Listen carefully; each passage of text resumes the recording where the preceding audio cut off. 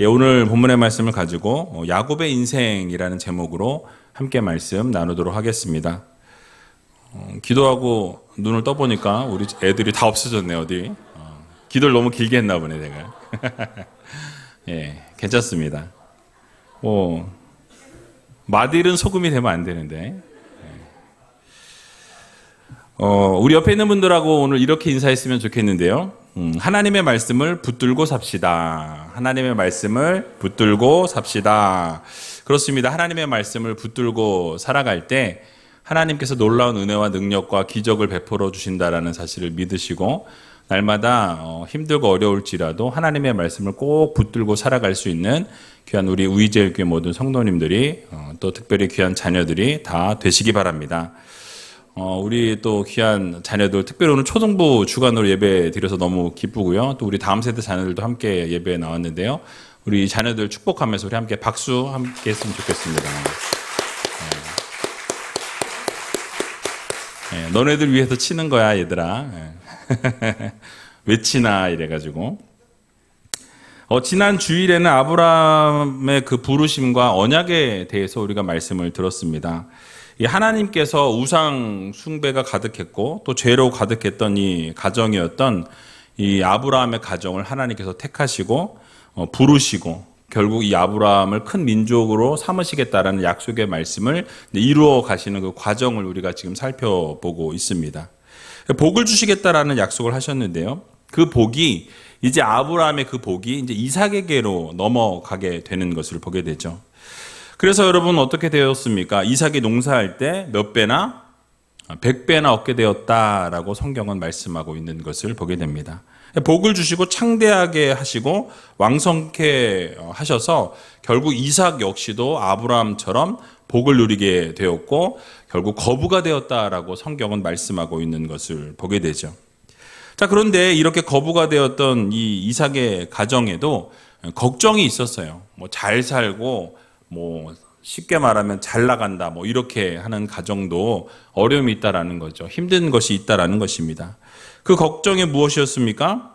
바로 자녀의 문제였다라는 말씀이에요.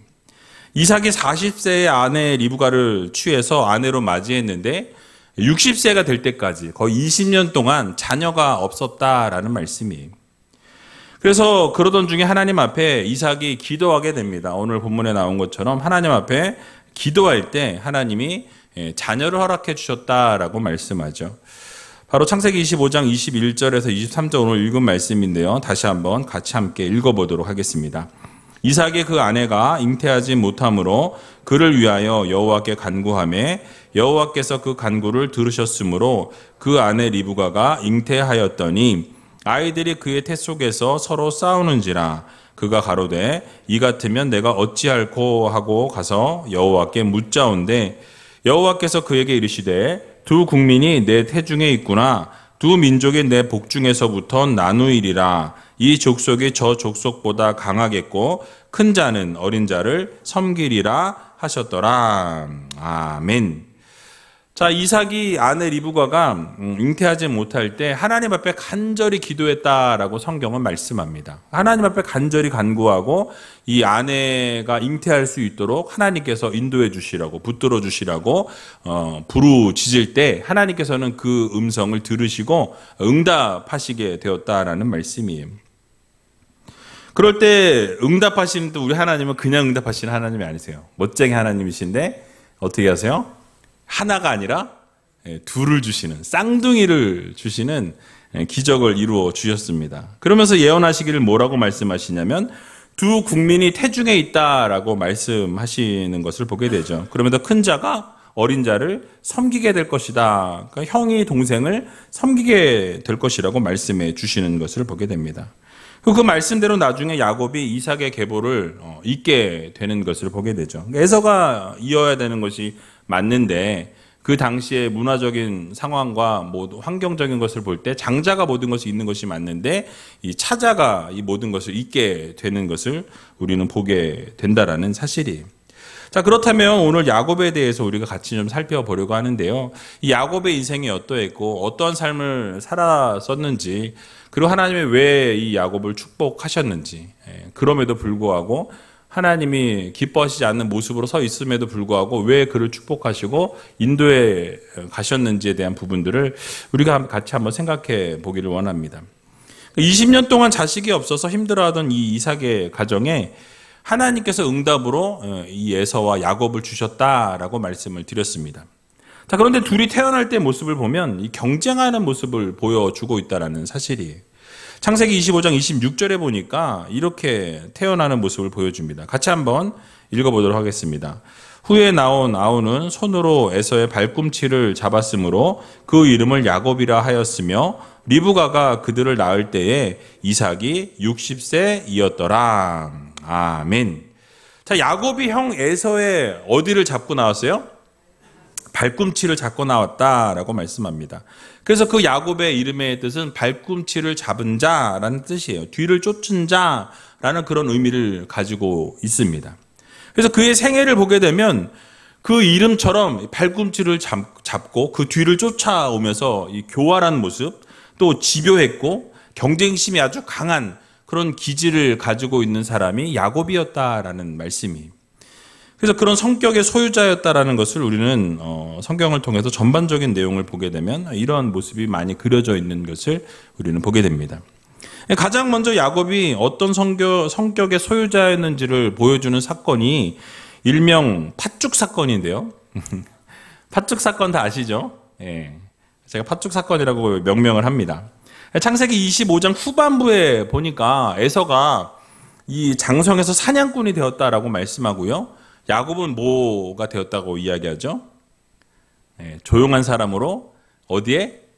장막에 거했다. 집돌이였다라는 거예요. 집에 늘 있었고 엄마와 함께 집에 있는 그런 성격이었다라는 거죠. 자, 그런데 어느 날 야곱이 죽을 쓰게 됩니다. 무슨 죽을 써요? 팥죽을 쓰게 되죠. 근데 에서가 사냥을 하고 돌아왔는데 너무 배고픈 거예요. 너무너무 배고프고 허기지니까 배고파 내가 죽게 되었으니 그 붉은 것을 나에게 달라, 팥죽을 나에게 달라라고 이렇게 요구하게 되죠. 자, 그럴 때 야곱은 그 순간을 그냥 넘기지 못합니다. 그 순간을 기회로 생각하고 기회로 여기고 이렇게 말을 하게 되죠. 창세기 25장 31절에서 34절인데요. 같이 한번 읽어보도록 하겠습니다. 야곱이 가로되 형의 장자의 명분을 오늘날 내게 팔라. 에서가 가로되 내가 죽게 되었으니 이 장자의 명분이 내게 무엇이 유익하리요? 야곱이 가로되 오늘 내게 맹세하라. 에서가 맹세하고 장자의 명분을 야곱에게 판지라. 야곱이 떡과 팥죽을 에서에게 주매 에서가 먹으며 마시고 일어나서 갔으니 에서가 장자의 명분을 경홀히 여김이었더라. 아멘. 자, 여러분, 그 당시에 이 팥죽 한 그릇으로 장자의 명분을 산다는 것은 있을 수 없는 일이에요. 있을 수 없는 일입니다. 근데 아마도 에서가 너무 배가 고프니까 정말 내가 배가 고파 죽게 되었으니까 뭐래도 좀 지금 해달라 이거예요. 그래서 그걸 그냥 형제들끼리 동생이랑 형이 그냥 뭐 농담하듯이 그냥 이야기한 거죠. 근데 이 에서는 농담처럼 얘기했는지 모르지만 야곱은 뭐예요? 진심이었어요. 이때다. 이때가 아니고서는 그 장자의 명분을 내가 살 수 없다. 이런 생각을 했던 거죠. 그래서 여러분 그때 바로 그 장자의 명분을 팔라고 이야기하면서 그리고 맹세라고까지 이야기합니다. 몰아붙이는 거예요. 그래서 배가 고픈 에서를 어떻게 보면 이용해서 그 장자의 명분을 어떻게 보면 빼앗았다라고 말씀을 드릴 수 있는 것이죠. 그러니까 너무나 에서는 배가 고파서 그냥 해본 말이었을 거예요. 장자의 명분을 팔았다는 것은 말도 안 되는 거죠. 왜냐하면 그 당시 장자권이라는 것은 이 고대 근동에서 너무나 중요한 것이었다라는 거죠. 아버지의 권위를 공식적으로 이을 수 있는 것이 장자였습니다. 그리고 아버지가 돌아가시게 되면 이 다른 자녀들에게 똑같이 나눠주지만 장자에게는 2배 이상을 나누어 주는 것이 그때 관습이었어요. 그러니까 이것을 모를 리가 없다라는 거죠. 그러니까 에서는 그 모든 것을 알고 있었지만 그 당시 그 상황에 에서와 야곱 사이에서 설마 얘가 이걸 가지고 뭐 이렇게 팔고 사고 이런 관계가 아니니까, 그럴 수 있는 장자권이 아니니까 아마 형 입장에서는 그냥 농담처럼 이야기한 것이 아니었을까라고 라고 생각해 볼 수 있는 것이죠. 그래서 사회적으로 그 당시 한 가문의 대표자로 인정받는 것이 장자였다라는 사실이에요. 그래서 야곱과에서 둘이서만 사고 판다고 한다고 해서 이것이 팔아지고 사지는 그런 것이 장자권이 아니다라는 것이죠. 그래서 아마 매매가 될 수 있는 성격의 것이 아니라고 생각했기 때문에 에서는 그냥 그것을 좀 가볍게 여기고 그냥 그렇게 팔으라고 하니까 뭐 그럼 그래라. 농담처럼 이야기했지만 사실은 그 안에 뼈가 숨겨져 있었다라고 우리는 생각해 볼 수 있는 것이죠. 그래서 아마 둘이 이야기한 것이니까 가볍게 생각했을 것이다 라고 추측해 볼 수 있는 것입니다. 그런데 본문 오늘 34절의 하반절 보니까 장자의 명분을 에서가 어떻게 여겼대요? 경홀히 여겼다, 가볍게 여겼다라고 말씀하고 있습니다. 그러니까 여러분 정말 이것이 중요한 것이고 장자에 대한 애착이 있었다면 이러한 농담 자체를 하지 말았어야 한다라는 거예요. 그러니까 이 장자에 대한 이 에서는 애착심이나 자부심 같은 것이 전혀 없었다라는 거예요. 만약 장자권에 대한 투철한 의식이 있었다라고 한다면 비록 장난일지라도 또 동생이 그렇게 농담을 할지라도 그것을 그냥 받아들이지 않으면 되는 거죠. 결코 일어나서는 안 되는 그런 장난을 지금 치고 있다라는 사실이에요. 자, 그러나 반면에 야곱은 어떻습니까? 이 장자의 명분이 꼭 필요했다라는 거예요. 언약의 계승권에 대한 강한 집착을 가지고 있는 사람이 바로 이 야곱이었다라는 사실이죠. 따라서 사소한 일에 장자의 명분을 들먹거리고 있다라는 거예요. 나중에 위협을 무릅쓰고서라도 어떻게 해요? 그 장자의 명분을 이제는 내가 취했으니 그 축복권도 아버지로부터 내가 취해야 되겠다라고 이렇게 계산해 했던 것이 바로 야곱의 모습이었다라는 거죠. 결국 이삭으로부터 언약의 계승자의 자리까지 탈취해 간 것이 바로 야곱의 생애였다. 야곱의 모습이었다라는 사실이에요. 근데 우리가 여기서 생각해 볼 부분이 하나 있습니다. 하나님께서 분명히 태어날 때 오늘 본문에서 읽었던 본문에 보면 뭐라고 말씀하시죠?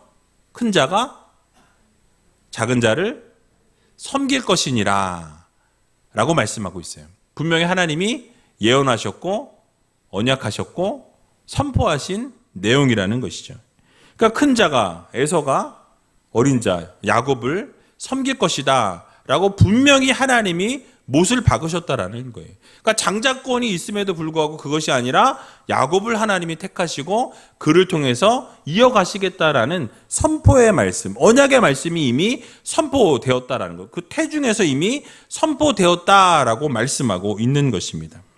이미 말씀하신 거예요. 이미 태중에서 야곱의 장래를 계획하셨고 선포하셨고 이미 하나님이 정하셨고 말씀하셨다라는 것이 이미 기록되어져 있다라는 사실이죠. 그러나 야곱의 조급증으로 이 야곱의 간교함으로 인해서 결국 불행을 자초한 것이 바로 야곱 자신이었다라는 거예요. 결국 어떻게 됩니까? 형 에서를 피해서 삼촌 라반의 집으로 도망해서 20년이라는 시간 동안 어떻게 해요? 노동을 하고 힘든 상황과 어렵고 힘든 그런 상황 가운데 노출되어 있었다라는 거예요. 20년이라는 시간 동안 고생의 길을 걷게 되었다라고 말씀하고 있는 것을 보게 됩니다. 그래서 우리는 잊지 말아야 될 것이 무엇이냐면 하나님이 약속하신 것은 어떻게 되어집니까? 반드시 이루어진다라는 거예요. 그러니까 인간이 막 무엇인가를 하려고 하고 무엇인가를 바꾸려고 한다고 한들 하나님이 정하시고 하나님이 말씀하신 것은 반드시 이루어진다라는 거예요. 이미 하나님이 말씀하셨고 약속하셨기 때문에 이 야곱이 그냥 있었어도 어떻게 되어집니까? 하나님이 약속하신 것이 그냥 이루어질 것이었어요.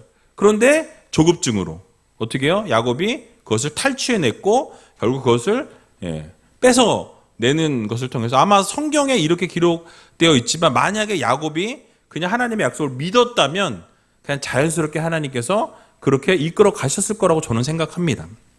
그런데 여러분 이 모습을 보면서 우리는 생각해 보아야 될 것은 이 하나님께서 약속하신 것은 더디 이루실지라도 믿고 나아가는 하나님의 자녀들이 되어야 한다라는 거예요. 여러분 야곱처럼 인간적인 방법을 사용하게 되면 어려운 길을 걸어갈 수밖에 없다라는 말씀이에요. 고통과 절망과 낙심의 길을 걸어갈 수밖에 없다라는 사실을 우리는 기억해야 한다라는 거예요. 그러니까 하나님이 말씀하셨고 약속하셨으면 그 약속을 붙들고 신실하신 하나님을 바라보면서 그 일을 이루실 것을 기대하면서 나아가면 결국 하나님께서 이루신다라는 사실을 여러분들 모두 믿으시기 바랍니다. 인간적인 방법을 사용하면 결국 문제가 발생하게 되는 것을 우리는 성경의 여러 곳에서 볼 수 있다는 거예요. 그래서 시편 37편 7절에서 9절에 보게 되니까 이렇게 말씀하고 있는 것을 보게 됩니다. 우리 같이 한번 읽어보겠습니다. 여호와 앞에 잠잠하고 참아 기다리라. 자기 길이 형통하며 악한 꾀를 이루는 자를 인하여 불평하여 말지어다. 분을 그치고 노를 버리라. 불평하여 말라. 행악에 치우칠 뿐이라. 대저 행악하는 자는 끊어질 것이나 여호와를 기대하는 자는 땅을 차지하리로다. 아멘. 여호와 앞에 뭐 하래요? 잠잠하라. 떠들어대지 말고 잠잠하라고 말씀합니다. 참아서 어떻게 해라? 기다리라. 하나님이 이루실 것을 기대하면서 기다리면 결국 하나님이 이루신다라고 말씀하고 있어요. 악한 꾀를 부리게 되면, 불평하고 원망하게 되면 그 불평과 원망 때문에 하나님이 그 길을 막으시고 망하게 하신다라고 분명하게 말씀해 주고 있는 것을 우리는 보게 됩니다. 결국 우리가 잠잠하게 되고 하나님의 말씀이 이루어질 때까지 인내하게 되고 기다리게 되면 땅을 차지하게 되고 그 언약이 반드시 이루어지게 된다라는 이 사실을 여러분 모두 믿으시고 날마다 하나님 말씀하신 것을 붙들고 끝까지 하나님을 신뢰하고 하나님이 말씀하신 대로 순종하며 살아갈 수 있는 귀한 우리제일교회 모든 성도님들이 다 되시길 주님의 이름으로 간절히 축원드립니다. 자, 또 야곱의 인격과 인간적인 모습이 담겨져 있는 부분을 한 가지 더 살펴보려고 하는데요. 창세기 27장을 보게 되면요. 이제 이삭이 나이가 많아서 눈이 잘 보이지 않았다라고 이렇게 설명하고 있는 부분이 나옵니다.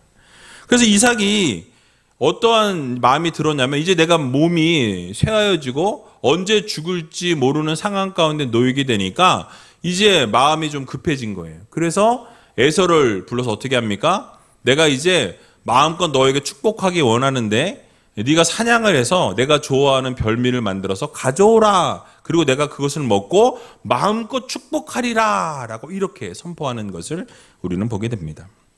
이렇게 말하는 것을 누가 들어요? 리브가가 듣게 되죠. 아내가 듣게 되고 이 아내가 그것을 듣고 나서 어떻게 합니까? 에서가 사냥하러 간 사이를 틈타서 동생 야곱에게 염소를 가서 염소 새끼를 가져오라고, 그리고 내가 그것을 잘 별미를 만들어서 네 아버지가 좋아하시는 걸 만들 테니까 그거 가지고 아버지께 들어가서 네가 축복을 받으라고. 완전히 엄마 아들 대사기단입니다. 그래서 형의 그 모든 축복을 다 어떻게 해요? 가로채라고 엄마가 지금 가르쳐주고 있는 거예요. 어머니들 자녀를 잘 가르치시기 바랍니다. 이렇게 가르치면 안 돼요. 어쨌든 이렇게 해서 이렇게 장자의 축복을 가로치는 것을, 가로채기를 함께 어머니가 공모하는 것을 보게 됩니다. 자, 그런데 야곱은요, 얼마나 치밀한지, 자신은 털이 없고 매끈매끈한 사람이고 형 에서는 털이 있는 사람이기 때문에 아버지께 축복은 고사하고 걸리게 될 거라는 거예요. 그래서 복이 아니라 나는 저주를 받게 될 것입니다. 이 부분부터 해결해야 되지 않겠습니까? 라고 야곱이 말하는 것을 보게 돼요. 여러분, 정상적인 사람이라면 뭐라고 해야 되는 게 맞아요? 엄마가 그렇게 얘기하면 무슨 소리 합니까? 안 됩니다. 그건 안 됩니다. 이렇게 말하는 게 정상이에요. 그게 그렇지 않습니까? 그게 정상이에요. 근데 뭐예요? 나는 축복을 받아야 되겠어. 지금 엄마가 지금 얘기하는 거에서 한 단계 더 나가야 됩니다. 지금 매끈매끈하기 때문에 나는 아버지가 나를 만져보거나 이렇게 확인해보면 나는 죽을 거라는 거예요. 그러니까 여러분, 절대 안 된다고 펄쩍 뛰어야 되는 것이 맞는데 이삭에게 거짓말이 들통나지 않도록 완벽하고 치밀하게 준비해야 한다는 거예요. 어머니가 어떻게 해요? 더 완벽한 거짓말을 위해서 꾸미기 시작합니다. 그래서 어머니랑 상황을 짜고 고스톱을 치기 시작해요. 뭘 쳐요?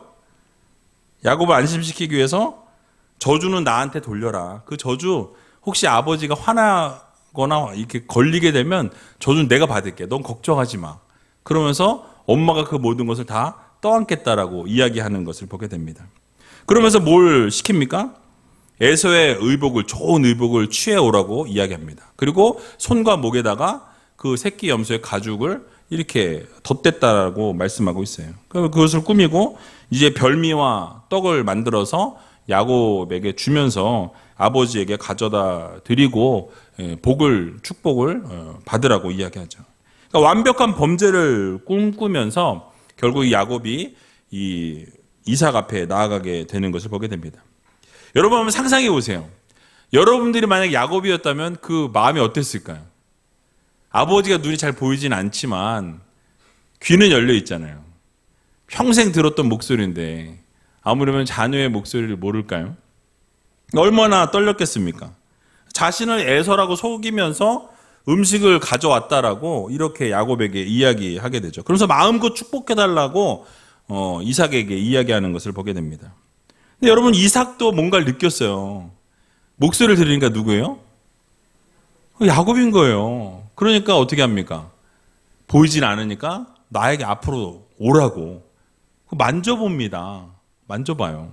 그리고 확인하기 위해서 가까이 오라고 하면서 에서가 맞는지 확인 작업에 들어가기 시작했다라는 거예요. 만지면서 뭐라 그래요? 야, 음성은 야곱인데 만져보니까 손은 에서의 손이라고 이야기하고 있어요. 또 만져보니까 털이 있는 거예요. 야, 이게 좀 이상하다. 그러면서 분별하지 못했다라고 말씀합니다. 그리고 창세기 27장 24절에 보니까 이삭이 가로되 내가 참 내 아들 에서냐? 그가 대답하되 그러하나이다 라고 말씀합니다.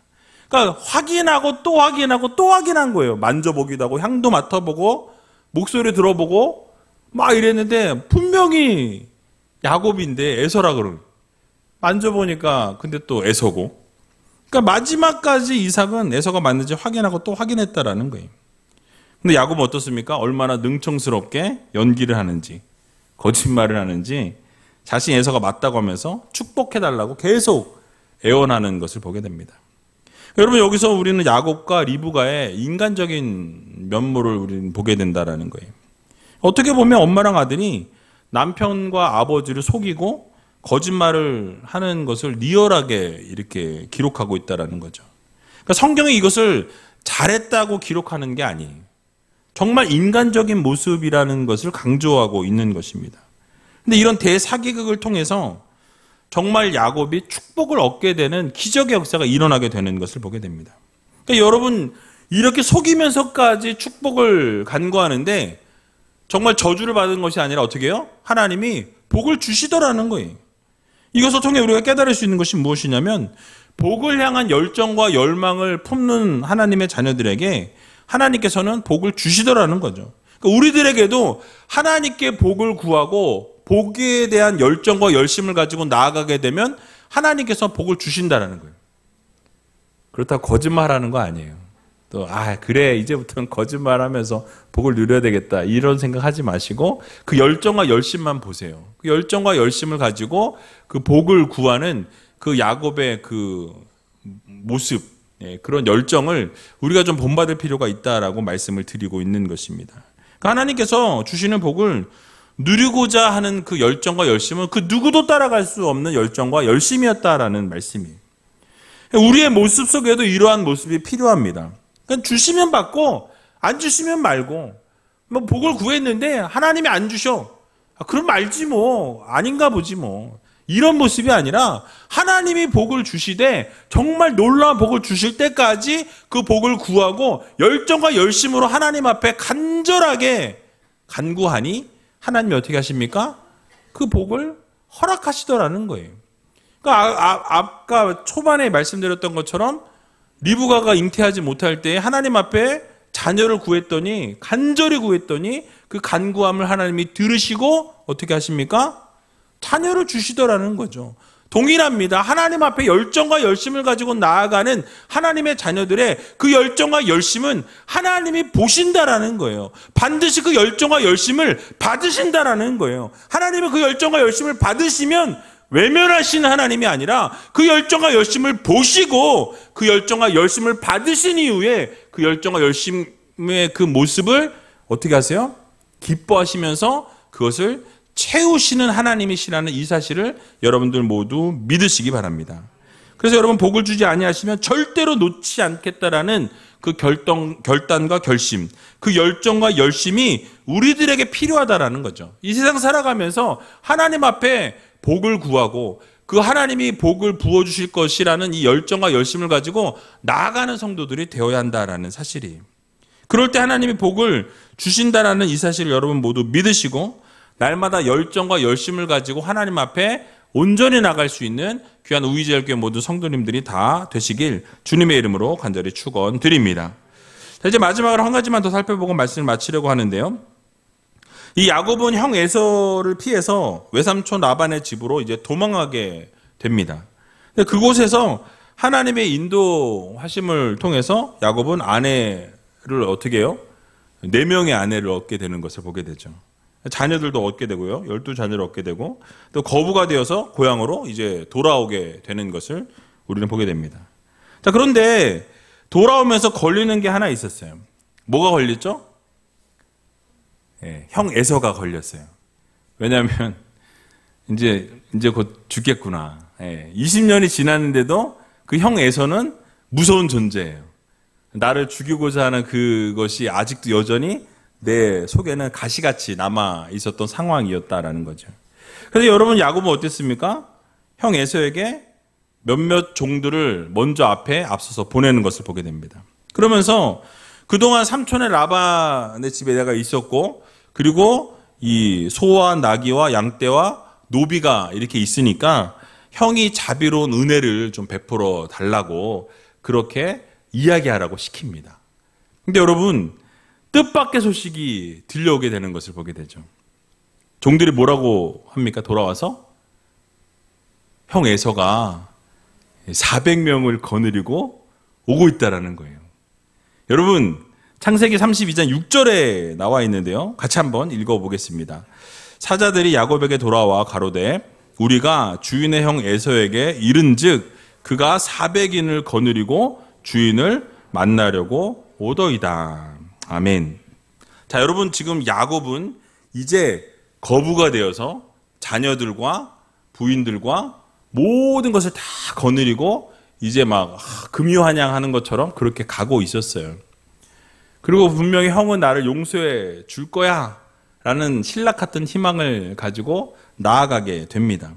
근데 생각지 않은 복병을 만나게 돼요. 야곱과 이제는 에서가 화해를 하고 용서해 줄 거라는 그런 신락 같은 이 믿음이 무너졌다라는 거예요. 뭡니까? 400명이 오고 있다라는 소식을 듣게 됩니다. 여러분 화해를 하려면 어떻게 하는 게 맞아요? 혼자 오거나 뭐 몇 명 거느리고 오는 거는 괜찮아요. 근데 밑에 길리고 있는 400명이나 되는 사람을 이 얘기를 듣자마자 탁 데리고 온다라고 상상을 해보시기 바랍니다. 화해하러 오는 걸까요? 죽이러 오는 걸까요? 400명을 데리고 온다 그러면 몇 명만 데리고 온다 그러면은 뭐 죽이라고 생각하지 않았다라고 생각할 수 있지만 400명을 함께 데리고 나오고 있었다라는 거예요. 야곱을 맞이하러 400명이 함께 오고 있다는 소식을 듣게 되자 야곱은 어떤 행동을 취하기 시작합니까? 인간적인 방법을 또 사용하기 시작해요. 인간적인 방법을. 어떻게 합니까? 자기 함께한 사람들과 양과 소와 약대를 두 떼로 나눕니다. 그 두 떼로 나눠서 앞에 있는 떼가 이 에서에게 당하게 되면 죽게 되면 어떻게 해요? 뒤에 있는 떼는 그래도 살려야지. 내가 그 뒤에 있으면서 나는 살아야지. 이런 인간적인 생각을 하고 인간적인 방법을 사용하게 되는 것을 보게 됩니다. 남은 때는 피해야 되겠다 생각하면서 형에게 먼저 보낼 선물들을 준비하고 그 선물들을 앞으로 보내기 시작했다라는 거예요. 그래서 짐승을 여러 대로 나누어서 종들한테 맡기고 간격을 두고 그 종들에게 짐승들을 가지고 가면서 그 야곱의 것인데 그것이 형님에게 드리는 선물입니다라고 이렇게 이야기하라 그래요. 그리고 뒤에는 야곱이 지금 딸 앞으로 오고 있습니다라고 이야기하라고 시켰습니다. 여러분 이유가 뭐예요? 진짜 인간적인 방법이죠. 뇌물로, 선물로 그 마음을 좀 녹여보자 하는 그런 마음이 있었다라는 거예요. 그래서 마음을 좀 누그러뜨리고 그러면 나를 좀 용서해 주지 않을까 라는 그런 인간적인 방법을 지금 야곱이 잔머리 굴리고 있는 거예요. 쉽게 말해서 잔머리를 아주 열심히 굴리고 있는 거예요. 그리고 이제 아내들과 자녀들을 먼저 야복강을 건너게 하고 홀로 남게 됩니다. 그리고 그곳에서 하나님과 씨름했다라고 성경 말씀하죠. 다시 한번 축복을 약속받고 결국은 에서 화해를 하게 되는 기적을 맛보게 된다라는 거예요. 그러니까 인간적인 방법은 이제 물거품이 되어 버렸다라는 거죠. 결국 하나님께서 용서의 장을 만드셨고 결국 같이 끌어안고 화해를 할 수 있도록 하나님이 모든 것을 만들어 놓으셨고 계획하셨다라는 거예요. 그러니까 사실 이 야곱의 모습은 여전히 인간적인 모습이었어요. 자기만 살겠다고 먼저 종들을 보내고 선물을 보내고 아내들을 보내고 자녀들을 보내면서 앞서서 먼저 죽으면 너네 먼저 죽어라. 나는 끝까지 살겠다. 이런 진짜 인간적인 계산이 들어 있었다라는 거예요. 그래서 이런 또 선물로 모든 것을 좀 이렇게 감하고자 하는 그런 얄팍한 생각이 있었다라는 거예요. 그때 사실 야곱은 사실은 정말 이런 인간적인 것을 준비할 것이 아니라 하나님께서 고향으로 돌아가라고 말씀하셨어요. 누가? 하나님이 찾아오셔서 이제는 고향으로 돌아가라라고 하나님이 선포하시고 약속하시고 그 약속을 이루시겠다라고 하나님이 분명히 언약을 세워주셨다라는 거예요. 창세기 31장 13절에 보니까 이렇게 말씀합니다. 같이 한번 읽어보겠습니다.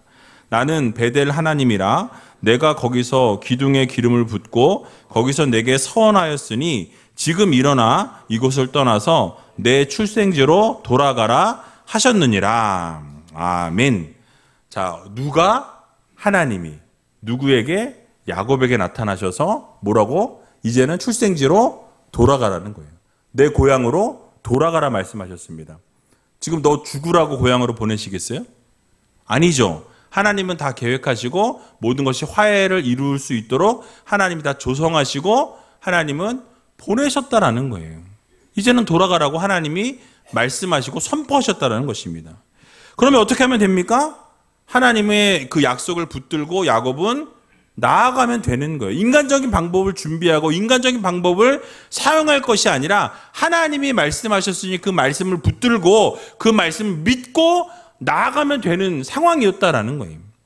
근데 그럼에도 불구하고 이 야곱은 자기가 생각하는 안정장치들을 계속해서 하고 인간적인 방법을 지속적으로 사용하게 되는 것을 우리는 보게 됩니다. 근데 여러분 그러나 하나님께서는요 이미 그를 살리기로 작정하셨고 세우기로 마음을 먹으셨고 그래서 그 모든 것을 이루시기로 약속을 하셨다라는 사실이에요. 근데 여러분 우리의 인생도 마찬가지입니다. 우리도 이 야곱을 보면서 참 인간적이다라고 생각하지만 우리의 모습을 들여다보면 우리 역시도 인간적인 모습이 우리 안에 있다라는 거예요. 여러분들의 이런 상황에 처해지면 우리는 다를 것 같지만 우리도 별반 다르지 않은 우리의 모습도 동일하다라는 사실이에요. 야곱처럼 늘 인간적인 방법을 우리는 사용하지만 그럼에도 불구하고 하나님께서는 우리를 사랑하시고 우리와 언약하시고 약속하시고 그 약속을 언제나 이루시는 하나님이시라는 이 사실을 여러분들 모두 믿으시기 바랍니다. 좋은 길을 언제나 예비하시고 축복의 통로로 우리를 사용해 주시는 전능하신 하나님이 계시다는 사실을 여러분들 모두 기억하시기 바랍니다. 그러므로 우리의 길을 여호와 하나님께 맡기는 성도들이 되어야 할 것입니다. 여러분 에서의 마음을 바꿔주신 분이 누구세요? 결국 하나님이 바꾸신 거예요. 400인을 거느리고 왔지만은 결국 하나님께서 그 모든 것을 이루시고자 바꾸시고자 하나님을 계획하고 준비하셨다라는 거예요. 그러니까 인간적인 방법으로는 아무것도 할 수 없다라는 이 사실을 여러분 모두 믿으시고 우리의 방법과 우리의 생각과 우리의 노력은 이제는 내려놓고 하나님이 말씀하신 것을 붙들고 하나님이 무엇을 말씀하셨든지 그 말씀 그대로 순종하고 그 말씀을 따라 나아갈 수 있는 믿음의 성도님들이 다 되시기 바랍니다. 하나님이 하셔야 가능하다라는 거예요. 하나님이 기적을 이루셔야 기적이 된다라는 것을 여러분 모두 믿으시고 인간적인 방법이 아닌 하나님을 전적으로 신뢰하고 의지하고 믿으며 나아갈 수 있는 귀한 의제일교회 모든 성도님들이 다 되시길 주님의 이름으로 간절히 축원드립니다. 우리 이 시간